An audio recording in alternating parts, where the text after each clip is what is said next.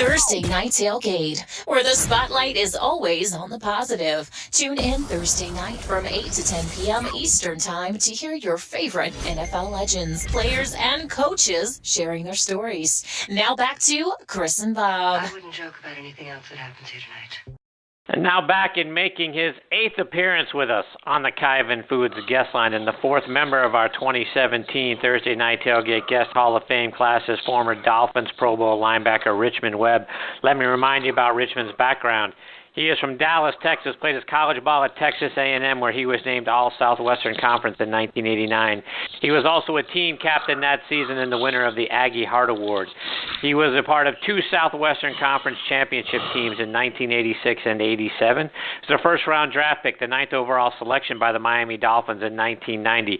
He played left tackle in the NFL from 1990 to 2002 for the Dolphins and the Bengals. Set a Miami Dolphins record with 118 consecutive starts as an offensive lineman, folks. To give you some frame of reference, that means he didn't miss a start for 7 1/3 seasons. He was selected to 7 consecutive Pro Bowls from 1990 to 96, was named AFC Rookie of the Year in 1990, and he was also named to the NFL's All-Decade team for the 1990s. He was inducted into the Dolphins Hall of Honor back in 2006, and what is keeping him out of the Pro Football Hall of Fame remains a mystery to Bob and I. And, you look back, and Richmond first joined us in October of 2013. So he has also been a member of the TNT family for almost 4 years now, and we are very grateful and honored to have him now as a member of our 2017 Guest Hall of Fame class. Hey, Richmond, Chris, and Bob here. Thanks so much for being such an outstanding guest with us over the years. Gentlemen, how y'all doing today? Oh, fantastic, Richmond. So, Richmond, I want to start our time with you tonight. I want to take you all the way back to your second game in the league, almost 17 years ago to the day, as a matter of fact, September 16th, 1990. Home game against the Bills. Bruce Smith lines up on the other side of the line of scrimmage from you. The Bills would go on that year to finish 13-3 and go to the Super Bowl. Bruce Smith would have 19 sacks that season, but he and the Bills got none that day, and you guys won the game 30-17. So as a rookie, playing in your second game, what was it like taking on Bruce Smith and doing it so successfully? Well, I have to admit I did have some help. That game, by the time I came into the NFL, Bruce was already established as one of the top 2 defensive ends, I believe. Well, I know it was him and Reggie White, and the good thing was it was only one that was on my side. At least Reggie was on the other side. But I think that helped. I had help, and also, if I remember correctly, that was like a 1 o'clock game, and it was hot and humid. And then by the third and fourth quarters, I think that heat finally jumped on them, and it definitely helped. But I have a lot of respect for that guy, but I was happy he didn't have a huge game, and it was always great to beat the Bills because they were one of our, arch rivals in the AFC East. When I look back over the stats, Richmond, and, you and Bruce Smith, you guys obviously, in the same division. You played each other twice a year. Throughout the decade of the 90s, you guys were going against each other. And over that time, he only got 3.5 sacks against you. Have you guys ever talked about the battles, and did he ever get excited when he finally got one on you? I'm sure he did. We never really talked about it, but I just think it was just a normal rivalry between both teams. The Bills didn't like us. I think everybody in the AFC East didn't like each other, and they look forward to beating the Dolphins, but that was our nemesis. I mean, I remember one, maybe twice. If you wanted to get to the Super Bowl, you had to go through Buffalo, and I remember we lost, I think, my rookie year up in Buffalo in a playoff game, and they went on to lose. They played the Giants in the Super Bowl and lost. And then I think it was my third year, we had the AFC championship game in Miami, and we played Buffalo, and they beat us at home to advance. And I think that was the first time they played the Cowboys. Might have been the second time in that Super Bowl. So there's just a rivalry that, even with the Jets, the Patriots, everybody that was in that division, nobody really liked each other. So it wasn't hard to get motivated for those games. Bob, questions for Richmond?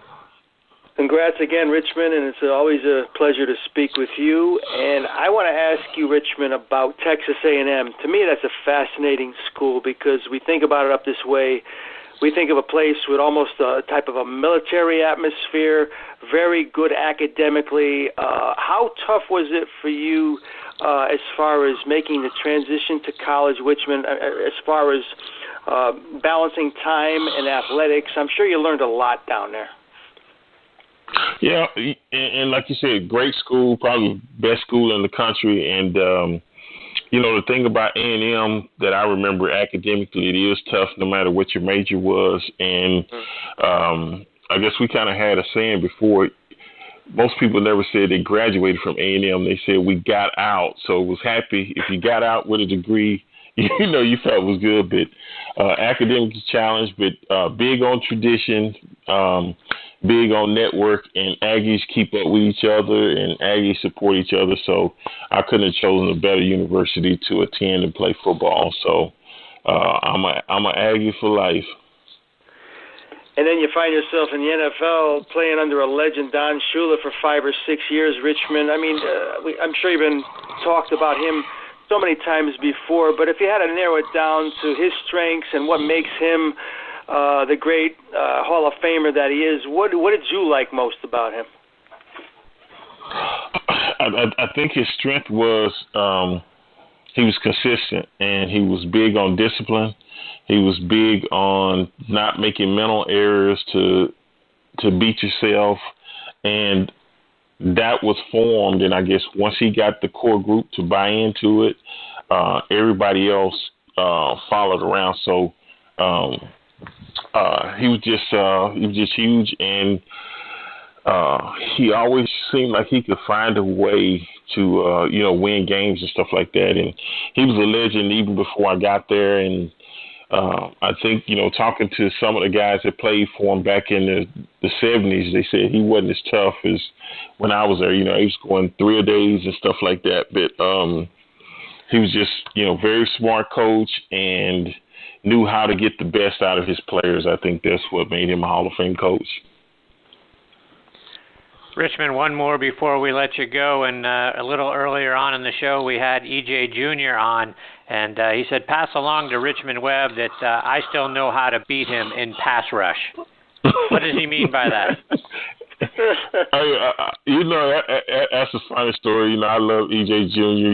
He was one of the guys having to practice against a guy like that. E.J., he was a great pass rusher, and I think E.J. went to 3 or 4 Pro Bowls. He played for the St. Louis Cardinals, and they played for the Miami Dolphins. But doing one-on-ones, that was the guy that I had to, go one-on-one with. And even though he's a linebacker, he's a lot quicker than some defensive linemen. So, he would just make me work and practice day in, day out. But that was the preparation I needed to be ready on Sundays. So he said back then, he made a deal. He said, after you go to like 3 or 4 Pro Bowls, I'll take it easy on you. Well, after I went to 3 or 4 Pro Bowls, he still was coming full speed. And I'm like, hey, what's up? But, that's just EJ. He's like, he was determined, and, he went to, University of Alabama, played for Bear Bryant. So, and then, going to play for a coach like Coach Shula. So that was just work ethic. Playing for those type of coaches, you got to come to work and stuff like that. But it makes the games actually easier. So, you tell Mr. E.J. Jr. I said hello. I hadn't talked to him in a while, but we follow each other on Twitter and stuff like that, so I know he's doing good. Well, Richmond, thank you so much for continuing to be a part of the show. Thank you for being a wonderful member of our Guest Hall of Fame now, and most of all for coming back and continuing to share your stories and your insights with us. We can't thank you enough. You've been a fantastic member of our show and our TNT family, and thank you for your time again tonight. And we hope you'll come back and join us again real soon. Hey, thank you for the award, and I appreciate you guys considering me family, and we always have a great time, and I always look forward to doing your show. So thank you again, and I look forward to doing this again soon, and we'll have a blast next time. Yeah, indeed we will. Thank you, Richmond. All the best to you and your family. We'll catch up soon. Okay. All right. Bye-bye. Bye-bye.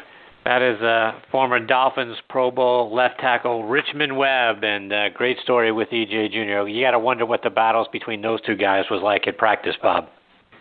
Oh, yeah, and as we said at the outset, Chris, for a guy that went to 7 Pro Bowls and 12, 13-year career and never missed a game, basically I don't know why he's not in the Hall of Fame. Played around a lot of great guys, and that's usually the case, but you and I will always be on that bandwagon. Yes, we will. I cannot believe that guy is not in the Pro Football Hall of Fame. It makes no sense to me whatsoever.